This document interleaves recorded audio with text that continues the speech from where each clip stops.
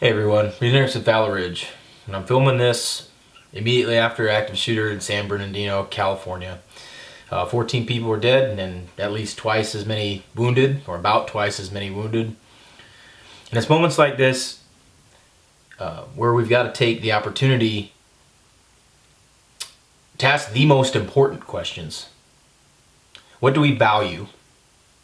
And what do we do from this point forward? In other words, what do we learn from this? What do we learn about the problems? And what do we learn about ourselves? I'm going to ask an important question to you all out there, and I don't care which side of the political aisle that you're on. I want to ask an important question.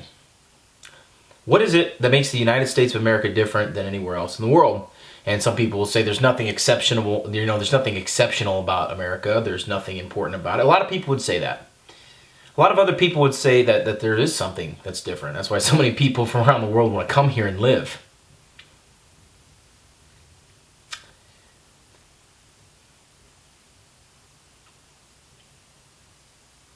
I want to talk about what we value as Americans, or at least the people in my life and the people that I've studied throughout history in this country, what they valued. See, they valued things that people never even got a chance to experience in previous eras. They valued freedom over security. And it's very important that we understand the difference, because you don't get to have one at the expense of the other. Every time something tragic like this happens, you get people on the political pundits. Oh, we've got to pass this law. We've got to do this. We've got to pass a law to prevent this from happening again. This happens too often. This is becoming commonly. This is happening all the time. This is a pattern. No, it's not. It's not a pattern.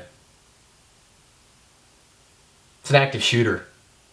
It's a crazed individual or individuals that go in and hurt other people. The pattern is that the Constitution of the United States is violated. That's what the pattern is. Because all the places where this stuff happens, people's Second Amendment rights are not respected. And I think it's pretty safe to say that they're not respected in the state of California. They're not respected many places. And all these things that happen in places where the Constitution is not respected.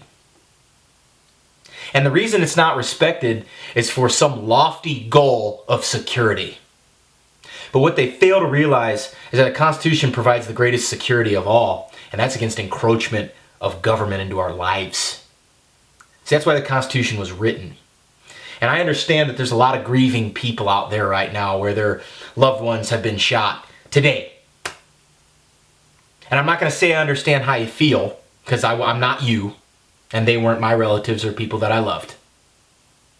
But what I can tell you is this, is that the more you take this kind of event and turn it into a time of fear, where people should give up their Second Amendment rights, I'm not going to buy into that, and I don't care how tragic your personal story is.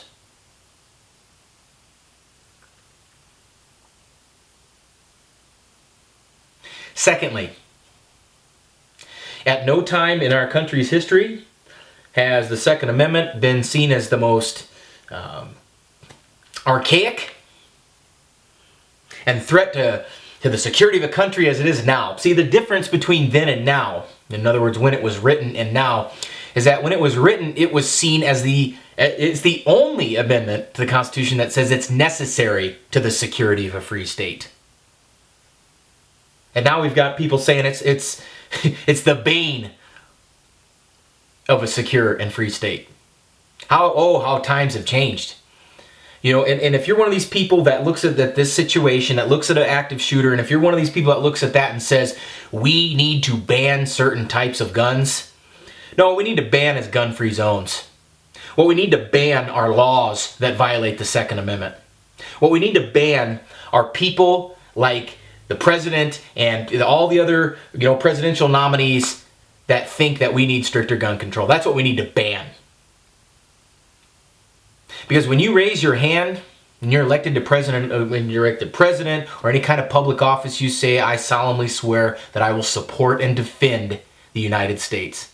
Well, the Bill of Rights are the first 10 amendments to the Constitution of the United States. So if you're supporting that, that doesn't mean you call for laws for a repeal of said amendment.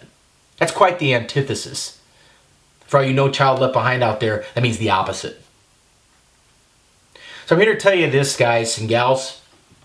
You know, at this point, we're looking at a bombardment on our personal liberty, all under the guise of a crisis.